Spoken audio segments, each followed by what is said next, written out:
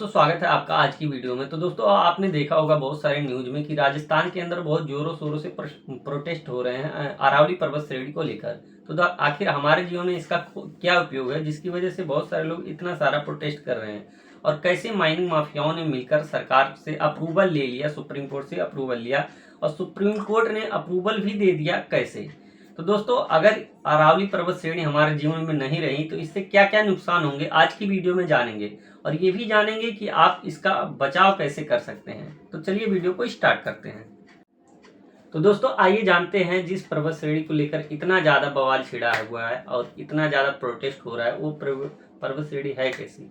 तो आज अगर ये फोटो में देखेंगे तो ये पर्वत श्रेणी लगभग 692 किलोमीटर लंबी है और ये लगभग 4 राज्यों में फैली हुई है, गुजरात, राजस्थान, हरियाणा और दिल्ली। मेजर पार्ट इसका राजस्थान में है, जिसकी वजह से राजस्थान वाले बहुत जोरों शोरों से प्रोटेस्ट कर रहे हैं। तो आखिर इस चीज़ की जरूरत क्यों पड़ी, क्यों अरावली पर्वत श्रेणी को ही ना लेकर क्यों और कोई दूसरी पर्वत श्रेणी नहीं लिए। तो दोस्तों इसका बहुत बड़ा कारण है कि इसके अंदर बहुत सारे मिनरल्स पाए गए हैं, जिसकी वजह से इस पे ही उन सबका फोकस है। तो दोस्तों आखिर इस चीज़ की ज़रूरत इसलिए पड़ती है क्योंकि आप जैसा जैसा टाइम बीतते हैं लोगों की रिक्वायरमेंट बढ़ती है, लोगों को घर की ज़रूरत होती है, और वो घर बनाने में जो मटेरियल्स यूज होते हैं, मार्बल्स, सीमेंट और कंक्रीट, ये सब चीज़ कहाँ से आती हैं? वहीं से आती हैं, माइनिंग से। माइनिंग करते हैं वहाँ से कंक्रीट, पत्थर, जो भी मार्बल्स अच्छे अच्छे निकलते हैं वो सारा खनिज से ही निकलता है। तो इसलिए माइनिंग की जरूरत पड़ती है, जिसकी वजह से ये सारी चीज़ घर भर के अरावली पर्वत श्रेणी में है, जिसकी वजह से ये 35 साल पुराना मामला है और 35 साल से ये लोग उसी पे नज़र जमाए हुए हैं और अब जाके उनको ये सुप्रीम कोर्ट का फाइनल अप्रूवल आया है। इसकी वजह से इतना पीछे, इसकी वजह से इनको बहुत सारा फायदा होगा और मोटा फायदा होगा सरकार को, क्योंकि सरकार इसका मतलब बिडिंग करेगी, उसको भी उसमें पैसा मिलेगा। अगर ये बात सरकार के अंडर होती ना तो अभी तक कब का अरावली पर्वत श्रेणी खत्म हो चुका है। लेकिन आपको पता है कि सरकार से ऊपर हमारी न्याय व्यवस्था है, जिसकी वजह से अभी तक बहुत सारे जंगल जो इन्वायरमेंट के लिए बेनिफिट देते हैं वो अभी तक बचे हुए हैं। वरना सरकार के अंडर आए ना तो किसी भी चीज़ को अपने बेनिफिट के लिए, सत्ता में बने रहने के लिए वो किसी भी चीज़ को बेच सकती है, कुछ भी कर सकती है। कोई भी सरकार हो, कोई स्पेसिफिक सरकार के लिए नहीं मैं बोल रहा हूँ, कोई भी सरकार को, कोई भी सरकार बस यही चाहती है कि वो सत्ता में बनी रहे। इसलिए अगर गवर्नमेंट के अंदर नहीं था, इसकी वजह से अभी तक 35 सालों से ये बचा हुआ था। बट अभी हम लोग कुछ जैसा लग रहा है ये अरावली पर्वत श्रेणी खतरे में आ गई है। तो आइए जानते हैं इससे क्या क्या नुकसान होगा। अगर अरावली पर्वत श्रेणी नहीं होगी तो हम लोग को क्या क्या नुकसान होगा। तो इससे पहले जान लेते हैं कि अरावली पर्वत श्रेणी में कितनी चोटियां हैं और कैसे वो लोग क्राइटेरिया रखे हुए हैं कि कौन सा हम माइनिंग करेंगे, कौन सा माइनिंग नहीं करेंगे। तो दोस्तों इसका जो क्राइटेरिया रखा हुआ है यही मेन होल उन लोगों ने निकाला, लूप होल जिसको बोलते हैं, लूप होल ना। ये सरकार को चूतिया बनाने के, एक तरफ से सुप्रीम कोर्ट को चूतिया बना दिए वो लोग, और इसका लूप होल निकाल लिए। क्योंकि अभी जो रिसर्च होता है उसमें गवर्नमेंट, तो सुप्रीम कोर्ट खुद तो वहाँ मतलब रिसर्च करने नहीं जाता है।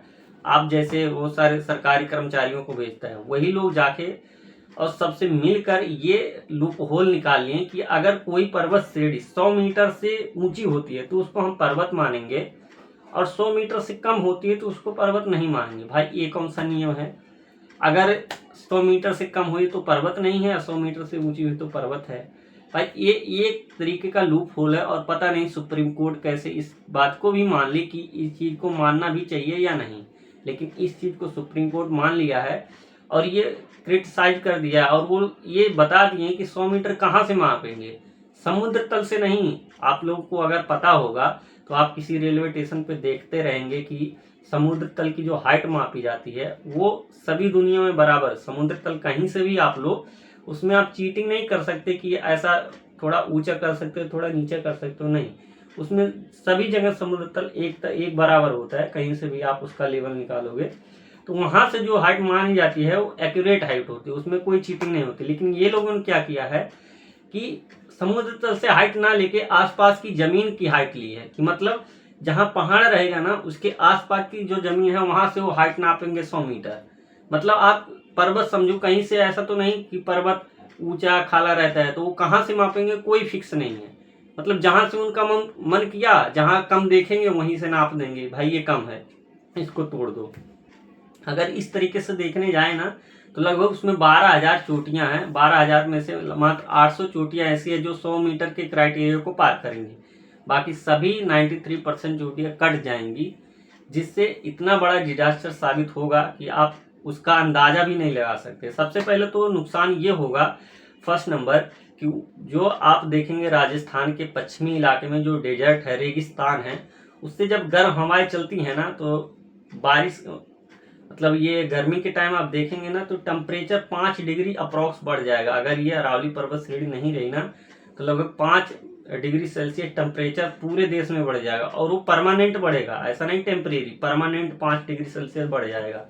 और उधर का जब रेगिस्तान से हवाएं आती है तो अपने साथ धूल मिट्टी कंकड़ लाती हैं, और डेजर्ट का एक बड़ी खासियत बात है, वो धीरे धीरे बढ़ता रहता है, तो अपने साथ धूल मिट्टी कंकड़ वो बाकी उपजाऊ जमीन को भी बंजर बना देंगे, क्योंकि धूल कंकड़ मिट्टी जब भी उड़ेंगे आके उपजाऊ जमीन पे गिरेंगे तो वो भी उसके साथ ही रेगिस्तान में बदल जाएंगे, जिसकी वजह से कृषि को, एग्रीकल्चर को बहुत बड़ा नुकसान होने वाला है।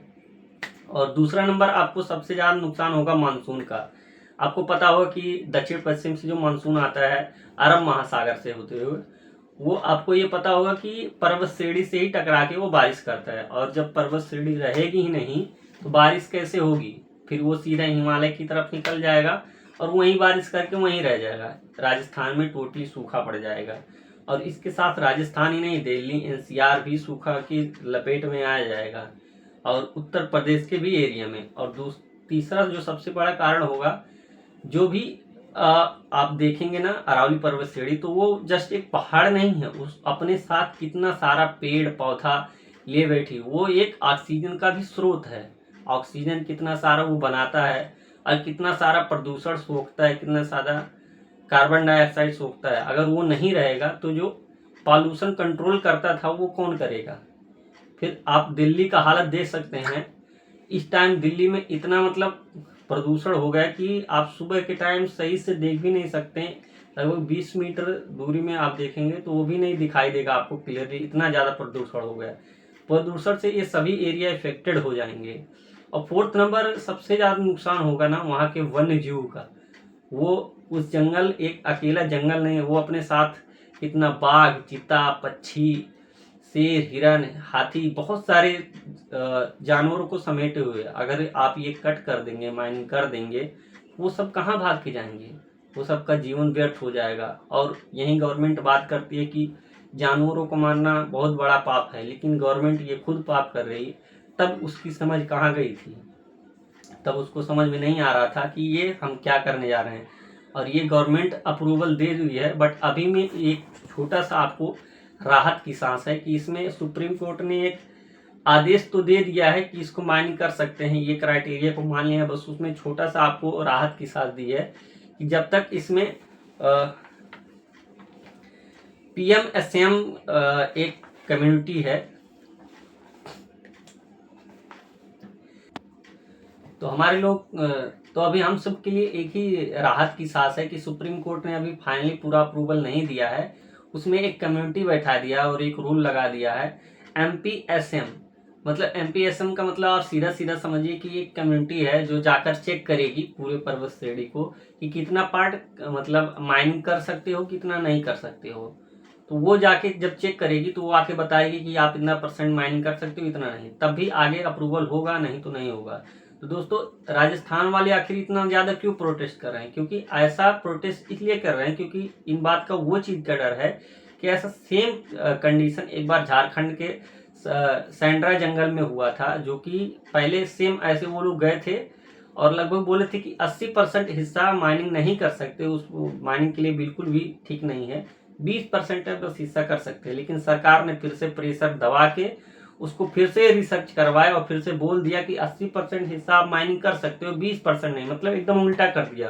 तो इसी चीज का बस राजस्थान को डर है, जिसकी वजह से इतना ज्यादा प्रोटेस्ट हो रहा है। तो दोस्तों, अगर आप इसको बचाना चाहते हो, इस अरावली पर्वत श्रेणी को, तो आप इस वीडियो को ज्यादा से ज्यादा शेयर करो और कमेंट भी करो, और इस वीडियो को इतना शेयर करो ना कि ये बात सरकार तक पहुंचे, ताकि सरकार भी कुछ सोचे और इस बात को एक्शन ले। कि वीडियो अच्छी लगी तो वीडियो को लाइक कीजिएगा और चैनल को सब्सक्राइब कीजिएगा। चलिए आज के लिए इतना ही।